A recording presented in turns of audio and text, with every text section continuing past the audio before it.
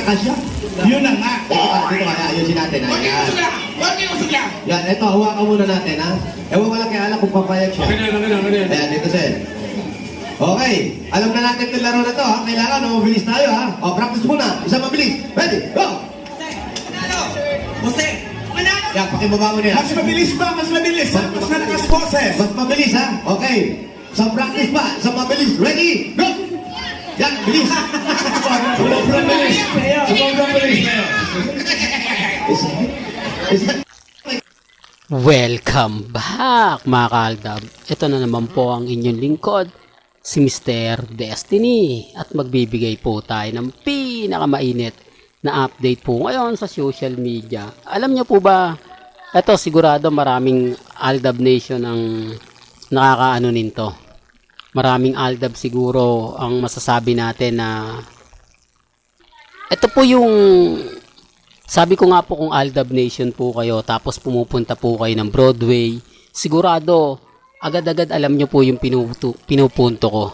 Kung mapapansin nyo po mga ka-Aldab, pinakita ko tong video, yung dati sa Broadway, yung ang kinukunan pa po natin dito kundi si Alden Richards at si Maine Polkerson, di po ba? Dalawa lang po silang binibidyohan natin na parang wala po tayong pakialam.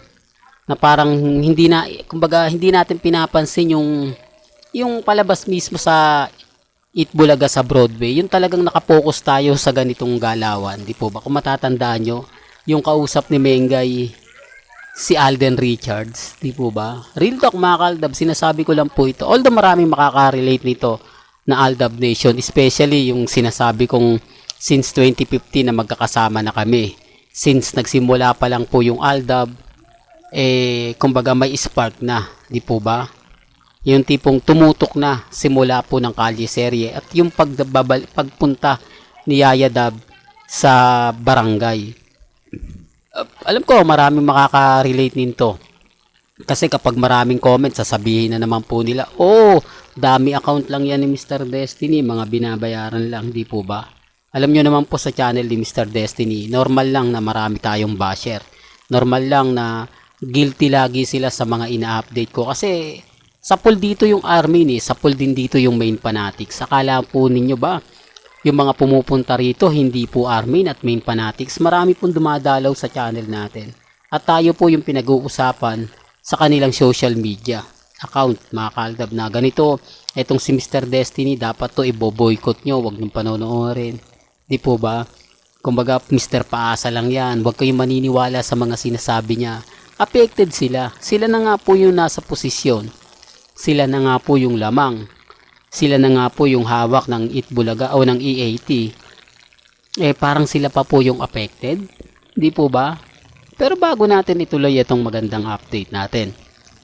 Kung bago ka lang sa channel na to, at isa kang true-blooded Aldab Nation, na nagmamahal po kila Mengay at Isoy, tama po ang channel na pinuntahan mo, kaya consider na po kitang bagong subscriber. At huwag mong kalimutang i-share ang mga video po natin sa mga mamis, sa mga titas, at sa mga senyor.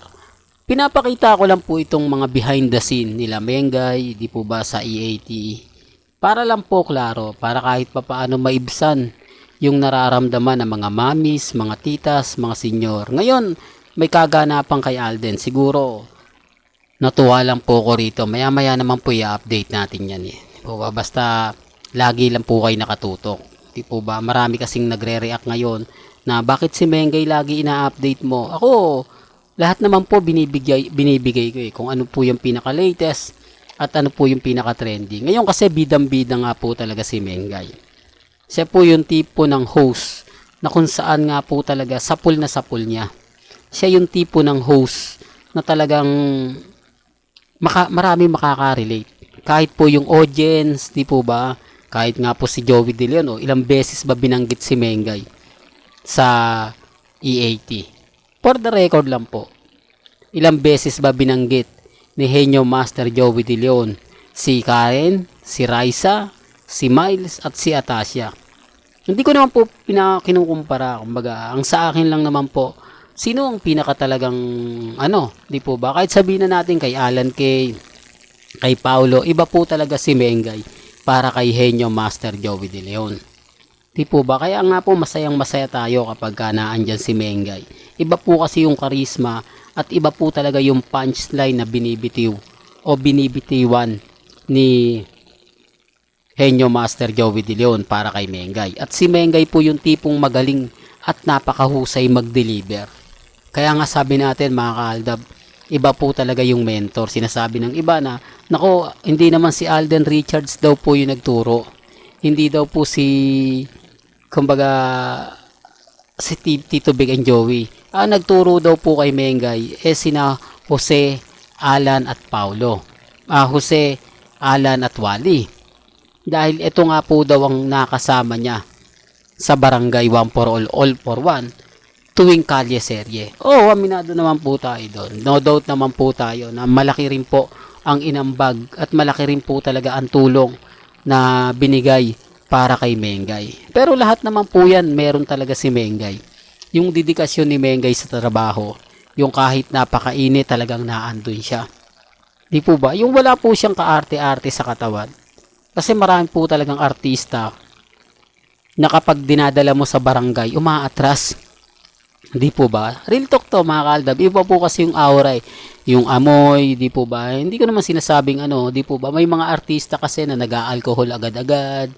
Di po ba kapag nakakita na mga kumbaga sino-sino lumalapit, di po ba? Si Mengay wala Kumbaga hindi siya yung tipo. Katulad nila Jose, Wally, sila lang yung formal lang. Kaya nga po nagustuhan agad-agad ng masa. Kaya nga po komportable na si Mengay yung makasama nila Jose, Wally at ni Paulo. Para lang klaro, para lang po sa kaalaman lang ng lahat. Ito po yung tapos na yung sinasabi natin pinaghihiwalay sila Mengay at si Alden, di po ba? Minsan sa Broadway si Alden Richards, tapos minsan naman nasa Broadway si Mengay, si Alden nasa barangay. Pansin niyo po ba? Yan yung mga panahon na paunti-unti na tinatanggal lang nila yung Aldab pants. Parang gusto nilang gumawa. Di po ba? Parang pag muna natin, paghiwalayin muna natin, tignan natin kung makakagat pa o hindi. Tapos nakisawsaw pa po yung GMA Kapuso.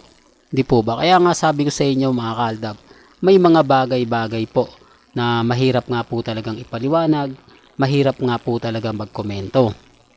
Basta sa akin lang po, kung ano lang po yung nababalitaan ninyo, kung ano po yung mga nababasa ninyo, napapakinggan, nakikita sa Instagram, sa Twitter, sa Facebook, lalo na nga po sa social media, chill lang kayo. Yan lang naman po yung maganda. At ito naman channel ni Mr. Destiny, ginawa ko po ito at binuo ko po talaga ito para po sa Aldab Nation, para po sa mga mommies, sa mga titas, sa mga senyor na walang kakayanan kumuha ng update. Bihira lang magbukas ng Facebook, bihira lang magbukas ng Instagram. Di po ba? Bihira lang magbasa ng mga website. Nag-aantay lang po sila kung sino nga po ba yung mag-a-update, sino nga po ba yung sa tingin nila tamang tao na pupuntahan.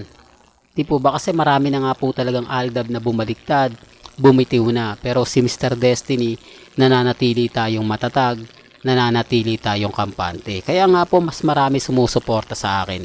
Mas marami pong natutuwa, mas marami po tayo nakukuhang simpatya ng mga taong nakapaligid po kila Mengay at kay Alden. Hindi naman lingid sa inyong kaalaman na lumalakas po at tuluyan tumatatag ang suporta ng Aldab Nation taliwas sa mga sinasabi nila. Bagamat may mga mommies, mga titas, mga senyor na nag-move on na raw, nag-deactivate na ng kanilang account, normal lang po yan kasi grabe kasi sila yung sasabihan kang toxic, sasabihan kang dilulo, sasabihan kang kulto. Siyempre may mga kamag-anak din po yan na nasasaktan. Ayaw po nila sinasabihan ng mga mommies nila, mga titas nila na ganun. Kaya nga po sinasabihan na wag na kayong di po ba? Manood na lang kayo kung anong gusto nyong update, pero wag na kayong magko-comment pa. Di po ba? Yun naman po yung sinasabi natin mga kaaldab.